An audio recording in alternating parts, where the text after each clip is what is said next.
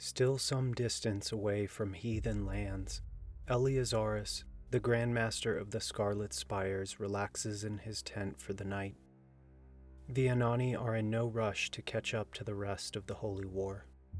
As he is being pampered by his attendants, Eleazarus is told that a petitioner has arrived, a man named Scelatius of the Mysunsai school. While coin is typically the only thing these sorcerous mercenaries think about, this one seems to carry a message of the utmost importance. Before revealing his message, Scelatius asks for payment up front, no surprise coming from a Mysunsai. Annoyed by his audacity, Eleazarus begins to utter a cant, and that is enough for Scelatius to withdraw his demand. No fool, the man would rather leave with his skin than with coin. He anxiously relates his night in the catacombs, below the Endiamine heights.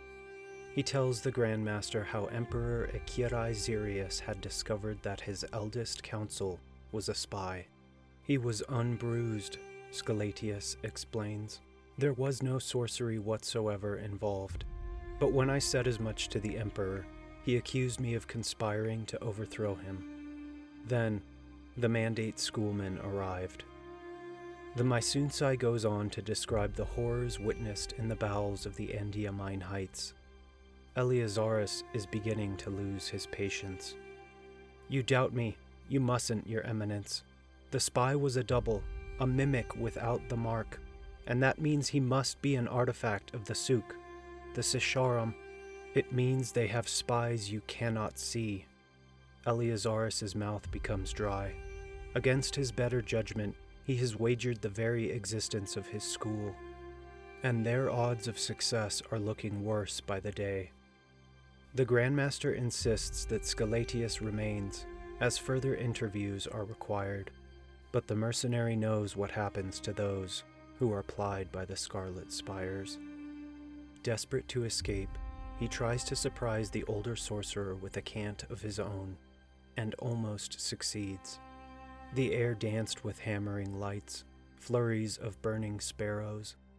The fool cried out, sputtered as best he could, trying to reinforce his wards. But for Hanamanu Eleazarus, the Grand Master of the Scarlet Spires, he was little more than a child's riddle, easily solved. Scelatius screamed. Attendants rush in, but the threat has already been handled. Eleazarus instructs his master of spies to begin interrogating the Mysunsai. Then, he adds one last order. Drusas Achamian must be brought to me, or killed. In the midst of the Holy War, Achamian continues to struggle with what he should do.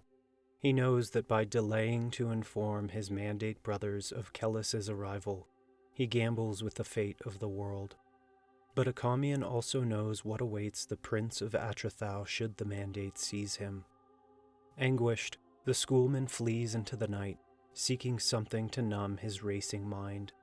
Among the Holy War's camp followers, Achamian seeks any vice he can find. Smoke, wine, woman, anything that might afford a brief escape.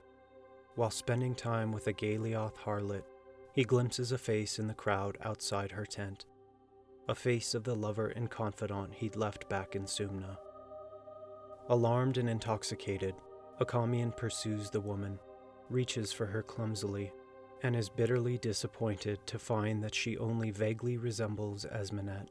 Still, even a likeness would do under the circumstances. He propositions the woman, but ends up savagely beaten by a strapping Thunyeri accompanying her. Concussed and sobbing in the dirt, Achamian realizes how much he needs Esmenet. He has no one else, no one to talk to about the burden weighing down his soul. Esme, he bawls drunkenly. Esmenet, please. And then, impossibly, she is there at his side.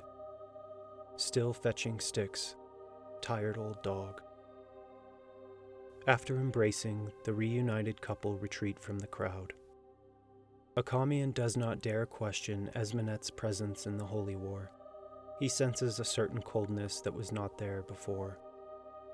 Eventually, she shares what's been going on with her since she came looking for him, traveling the roads alone, making a living among other camp followers, but she can't bring herself to say anything of Sarcellus, anything of the mad night in Sumna when she was visited by an agent of the consult. She bitterly mentions standing by Achamian's tent as he walked past, pretending not to see her. Achamian realizes what must have happened and hurriedly explains, "The night you're talking about. Esme, if I didn't see you, it wasn't because I was ashamed of you. How could I be? How could anyone, let alone a sorcerer, be ashamed of a woman like you?" She bites her lip, smiles through the tears. "Then why?" "Because I found them, Esme. That very night, I found the consult." The next day, Achamian brings Esmenet to the Conrian camp. He introduces her to Xinemus and his men, to Kellhus, Serwe, and the Sylvendi. Acting as the sorcerer's sole confidant, Esmenet watches, listens, and judges. Having heard what troubles Achamian, she advises that he give up Kellhus. Let the mandate decide what to do with the harbinger of the apocalypse. But Achamian claims she simply does not understand what an extraordinary man his new student is. She must get to know him before she passes judgment.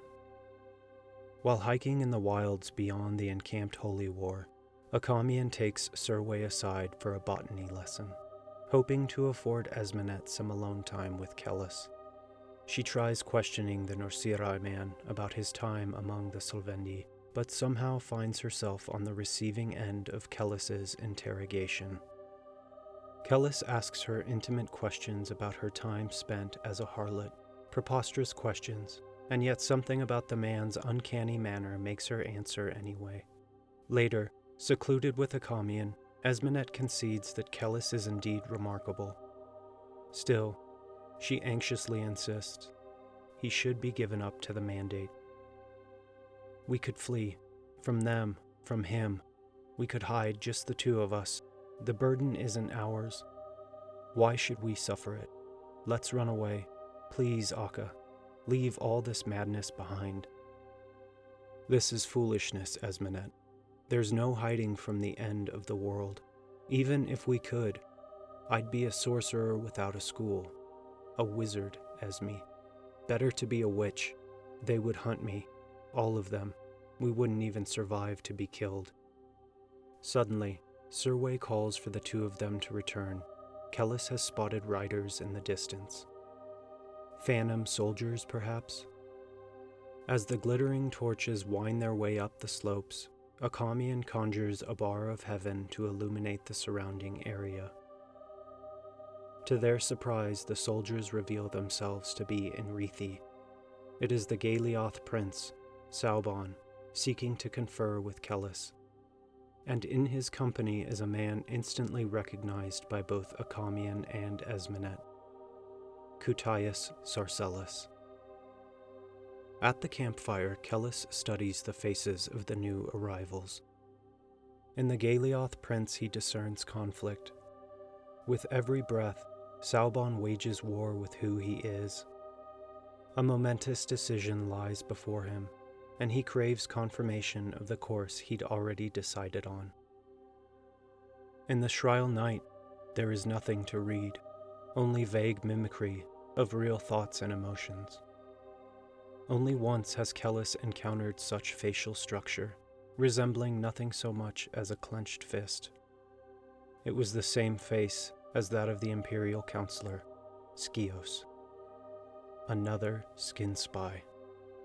What does this mean, Father? In Achamian, meanwhile, Kellhus discerns hatred. Something must have happened between him and Sarcellus back in Sumna. Perhaps something involving Enreu. And in Esmenet, Kellhus reads shame, fear of discovery. She thinks he's come to take her from Achamian. Kellhus concludes that Esmenet must have been the thing's lover. The study continues to grow more complicated. Only the Logos will illuminate the path. Kellhus knows that everything has transformed since he'd taken Drusas Achamian as his teacher. Despite initial skepticism, he's come to believe much of the sorcerer's claims. He surmises that the faceless thing sitting before him is in fact an artifact of the consult, somehow working to augur the second apocalypse. But what of his own role? The Kellmomian prophecy of an Anasetembor returning? Such things were absurd. By very definition, the future couldn't come before the present. Could it? Kellhus senses great peril at work and decides to keep his discovery secret for the time being. He must confront these things, these skin spies, on his own. 1,000 branching possibilities float through his mind, but before he can question the thing called Sarcellus, Prince Saubon demands a word in private. The two men walk a short distance into the darkness. Kellhus knows Saubon for a brash and avaricious man, though not without subtlety. Reading him like an open book, he discerns that the Galioth prince wants desperately to march into heathen lands, without waiting for the Anani or anyone else. The risk would be great, but the rewards, staking a claim to a domain of his own? Saubon is a 7th son, with next to no hope of inheriting. For him, the Holy War is a chance to win a crown. He's told himself, "I am a seer of some kind," Kellhus muses. "I ask only for your counsel, for what you see, nothing more," Saubon growls. "But I see many things. Only rarely do I glimpse the future. The hearts of men, that is what they..." Kellhus pauses, as if embarrassed. "That is what I am moved to see." "Then tell me, what do you see in my heart?" And Kellhus strips him bare. He says that he sees a man and a child. A man who would overcome the impotence of his birthright, become king by his own hand, and a child, still cringing under a cruel father's hand, crying for being unloved, being unknown. Saubon stammers excuses, disturbed by the depths of Kellhus's penetrations, and then, finally, clear direction, as if delivered from heaven. "March," Kellhus gasps. "Fate will be kind, but you must make certain that the Shryle Knights..." He pauses, as if surprised by his own revelation. "Make certain the Shryle Knights are punished." As Sarcellus chats with Serway about Prince Kellhus, her favorite topic, and Achamian is lost in thought, Esmenet makes her excuses and seeks solitude in the darkness.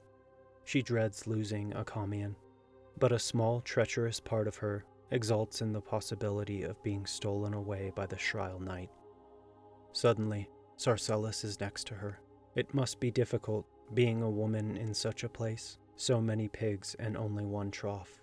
Esmenet pretends not to know what he is talking about, but the knight is unrelenting. Sorcerers and harlots, oddly appropriate, I suppose. "With so many men seeking your company, I imagine it serves to keep one with a magic tongue." She tries to strike him, but her hand is seized. She feels fingers tracing a line along her thigh. "Is there a problem here?" a different voice calls out. "No, Lord Sarcellus startled me. Nothing more." But the Dunyain lets nothing go. As Sarcellus withdraws, Kellhus presses on. "You loved him, didn't you?" Kellhus asks. "Please don't tell Achamian," she replies. To that, the Prince of Atrathau merely smiles and bids her to rejoin the others at the fire. As Achamian and Esmenet retire for the night, she questions him about the possibility of the future being written in the stars. He tells her that the non-men believed that the stars were other suns, impossibly far away, and that the monstrous Inchori came from one such star circling the void. "Yet you still believe the future is written, that he is the harbinger?" "Yes." "What if he's more?" Esmenet demands. "More than a harbinger." With tears in his eyes, Achamian says, "You now understand why he torments me. The mandate cannot know. We must bear this burden alone," Esmenet says. We? We.